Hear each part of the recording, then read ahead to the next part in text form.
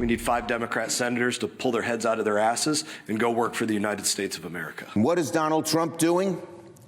He's ignoring one colossal health care crisis while manufacturing another, a hunger crisis. I've given up on the leadership, so we're trying to appeal to a handful of moderates or centrists who care more about the American people. Oh boy, this government shutdown is about to get uglier, with the military on the verge of missing a paycheck and funding for food stamps set to run out this weekend. Democrats, though, still not budging after blocking another attempt to reopen the government. House Budget Committee Chairman Jodey Arrington is here. But first, let's get to Chad Pergram for an update from Capitol Hill. Where are we, Chad? Sandra, there are 2 barometers to watch: SNAP benefits and air traffic control. 42 million Americans depend on SNAP. Democrats say President Trump used emergency authority to maintain SNAP during the government shutdown in 2018 and 2019. It's not a pain point. American people are the ones feeling this. They're not eating. And this is disgusting that in the richest country in America, when there's $5 billion sitting in front of President Donald Trump, he's cut off the food programs, and now the Republican whip is not allowing the vote on a bill that would make it happen. There's no excuse. But Republicans are trying to boomerang the food issue on Democrats. They're also raging about air safety. GOP Montana Senator Tim Sheehy is a pilot. Safety is not one issue. Safety is an accident chain that begins with little things missed at the beginning, and as that snowball rolls down the hill, we're going to see more issues arise here. It's not just going to be cancellations. We're going to start to see safety issues. There are still no talks to end the shutdown, but right now bipartisan lawmakers are starting to evaluate when the shutdown might end. It is thought that mid-November could be an inflection point, especially as federal paychecks dry up and food aid is scarce. I think Veterans Day is probably D-Day, meaning that would be the second full paycheck that they miss, and that's when you're going to break the system. I fear, and after having spoken to air traffic controllers, I fear that what happens is they don't get a paycheck on November 11th, and then when the Democrats come to their senses and regain their humanity and the government opens back up, they're just gone.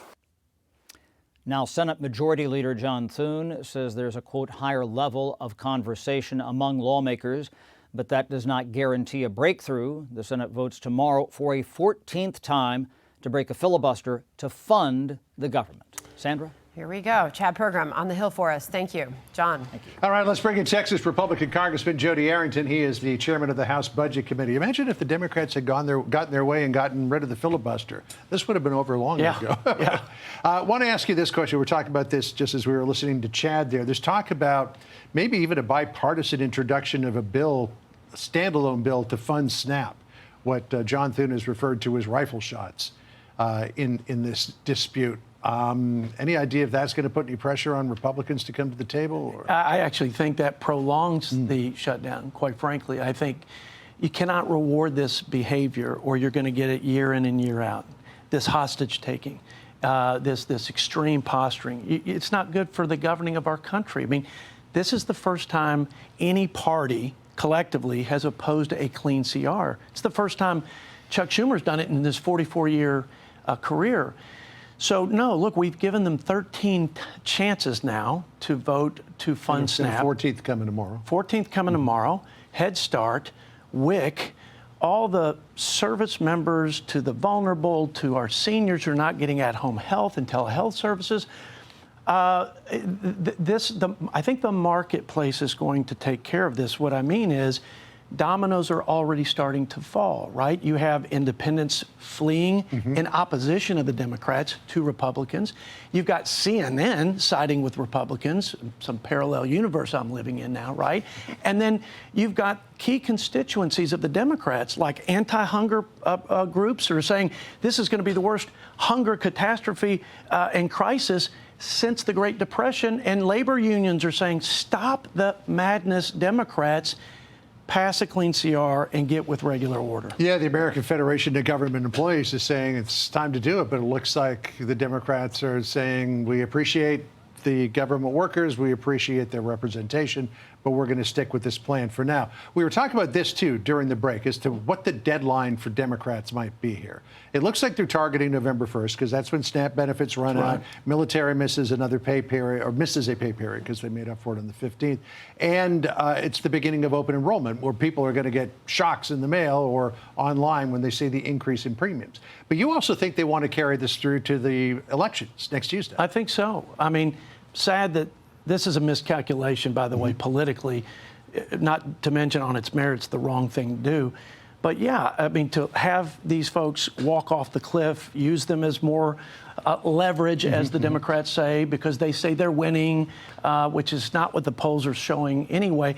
But they don't want to retreat right now. They want to retreat before the New York elections, the New Jersey elections. They don't want to show that because immediately upon that, they will then own the shutdown. So there's just more layers of politics instead of the best interest of the public. Well, if you listen to the senator from Pennsylvania, John Fetterman, he thinks that Democrats already own the shutdown. Here's what he put out on X. He says, as a committed Democrat, I'm dismayed my party is playing chicken with the food security of 42 million Americans. I reject a political gamble that exposes a vulnerable constituency to widespread deprivation and chaos. He's voted for the CR 13 times and likely will a 14th tomorrow. God bless anybody that comes to this town and has independent thinking intact, and they can break from their party when they know it's not right for their country. So I have tremendous respect for him and the other two Democrats who've said, look, we've never done it before. Why would we do it now? We're not playing these games. But it looks like voices like hers might be an endangered species because there's a lot of Democrats who are saying we need to get rid of this guy and put somebody else in. Maybe this will be a lesson that will teach future people in politics on both sides of the aisle that this is no way to govern. By the way, there was pressure on Speaker Johnson to shut it down when he was a new speaker. He resisted it, said, I'm going to take it to the American people, and we got unified Republican control of Congress out of it. Right. Well, this date the 1990s. Democrats and Republicans don't seem to want to work together by and large. Sadly enough. Congressman, thanks for dropping by. Thank you, John. Appreciate it. See you again soon. Sandra? Hey everyone, I'm Emily Campagno. Catch me and my co-hosts Harris Faulkner and Kaylee McEnany on Outnumbered every weekday at 12 p.m. Eastern, or set your DVR. Also, don't forget to subscribe to the Fox News YouTube page for daily highlights.